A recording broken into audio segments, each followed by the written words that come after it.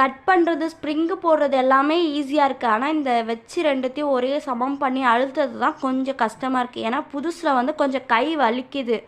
நம்ம போக போக பழகிடும்னு நினைக்கிறேன். ஆனால் நம்ம வச்சு அமுக்கிறது தான் கஷ்டமாக இருக்குது. ஸ்ப்ரிங்கு போடுறது மற்றபடி கட் பண்ணுறது எல்லாமே ஈஸியாக இருக்குது. நம்ம இன்றைக்கி போட்டது எல்லாத்தையும் இன்றைக்கி அதாவது நம்ம ஒரு மூட்டை போடுறோன்னா அந்த ஒரு மூட்டையை நம்ம என்ன பண்ணிடணும், எடுத்து வச்சிடணும். எடுத்து ஒரு பேக்கில் போட்டு வச்சிட்டோம்னா நாளைக்கு வந்து 11 மணிக்கு வண்டி வரும். நம்ம என்ன பண்ணோன்னா இதை ஏற்றி அமுச்சிட்டோம்னா அவங்க வந்து அடுத்து புதுசு தருவாங்க.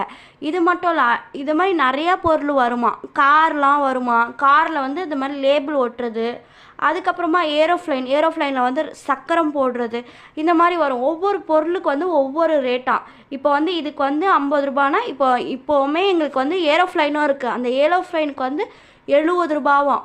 சரி, நாங்கள் தான் இதை ஃபர்ஸ்ட்டு முடிச்சுட்டு அடுத்தது எப்படி இருக்குன்னு பார்த்துட்டு அதுக்கப்புறம் போடலாம் அப்படின்ட்டு. அதே மாதிரி நமக்கு மாதம் 1ஆம் தேதி ஆனால் நம்ம அக்கௌண்ட்டில் நம்ம எவ்வளோ போட்டிருக்கோமோ அதை கணக்கு எடுத்து நம்ம அக்கௌண்ட்டில் வந்து நமக்கு காசு போட்டுருவாங்களாம்.